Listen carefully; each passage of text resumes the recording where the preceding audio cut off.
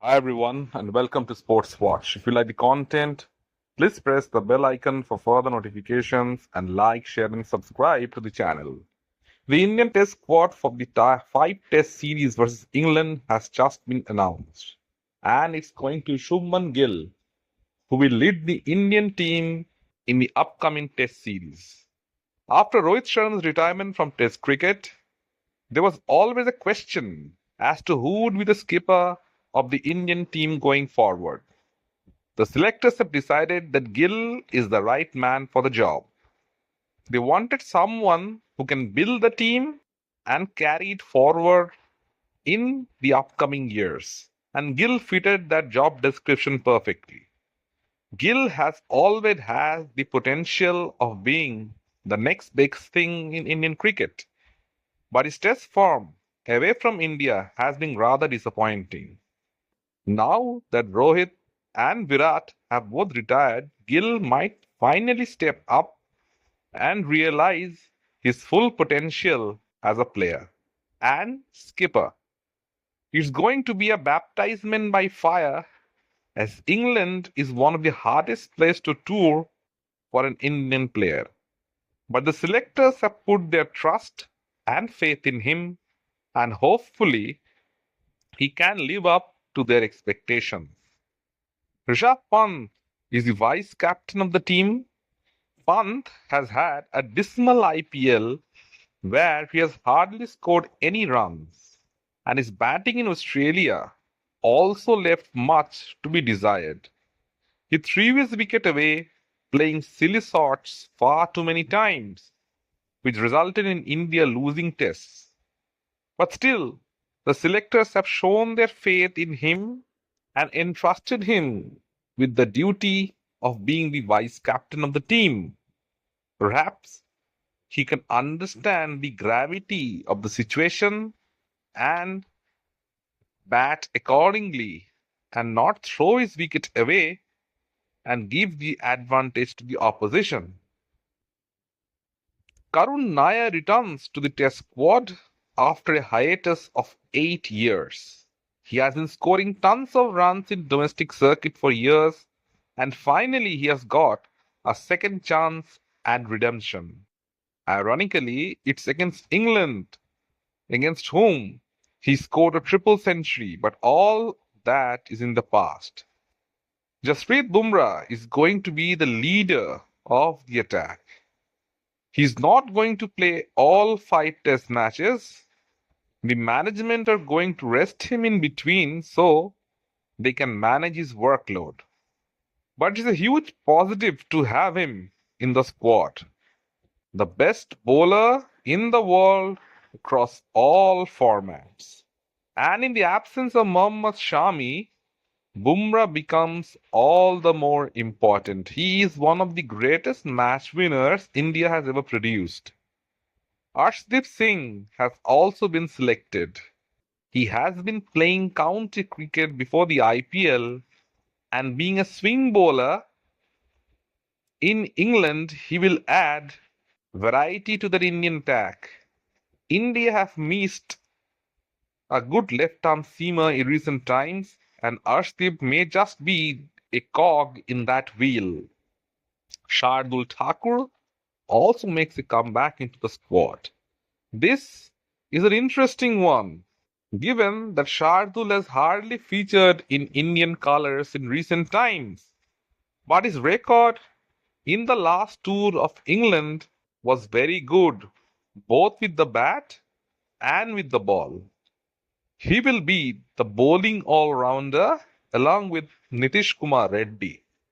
Akashdeep and Prashid Krishna also make the squad.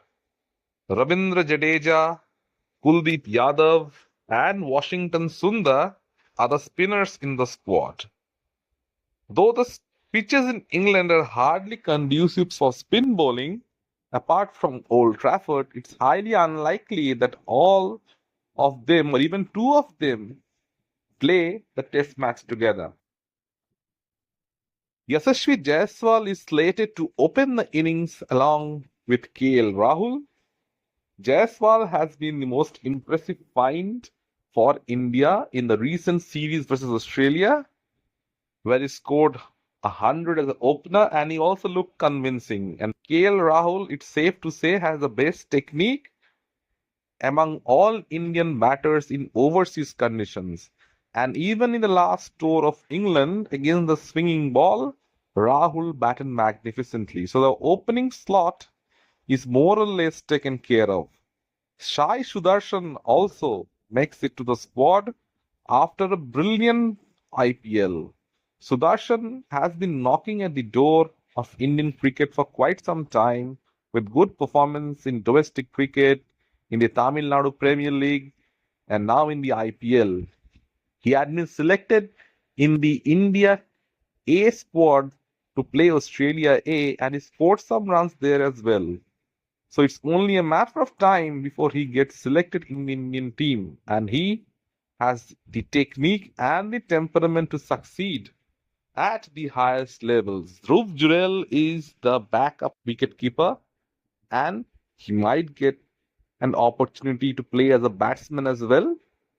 Jurel was the stand-in keeper in India when Pant was injured in the series versus England, and he scored some decisive runs and helped India to win that test series. So Jurel is a very important player as well and who adds value to the team. Abhimanyu Ishwaran is also selected as the backup opener. Whether he gets a chance to play is another question, but nonetheless, it will be a valuable experience for him. It's a new beginning for Team India, and it's going to be an extremely difficult tour of England. The most notable emission in that squad is obviously Shreyas Iyer. Iyer has been in good touch in the IPL and in the recently concluded Champions Trophy as well. But his batting in the white ball format has not always been up to the mark. He lacks the technique and the temperament to succeed in white ball cricket. Plus, his fitness is also a cause for concern. Perhaps that is one of the many reasons why the selectors haven't selected him in that format. There would be some criticism as to why Shreyas Iyer has not been selected, but it is absolutely the right decision given his abysmal record in Test cricket. Under Shubman Gill's captaincy, India would be looking to make a new beginning. A new cycle of the World Test Championship awaits. All the veterans of Indian cricket in the recent years have retired, and it's the perfect time to build a new team and to set a new template. Success won't come right away, and it's a very difficult tour to begin, but it's also a good thing in a sense to try and see where everyone's at the hardest of conditions. And there are plenty of competition in the Indian squad right now. India have plenty of players they can always fall back upon. There are still many players in that squad who are playing in the IPL right now who have not been selected. So the current lot who are going to England would always know that if they don't score runs, nothing is certain, their spot is not certain. It's a rebuilding phase for Team India. And will Shubman Gill be able to lead the Indian resurgence in the white ball format? Let me know in the comment section what you feel. And if you like the content, please like, share, and subscribe to the channel.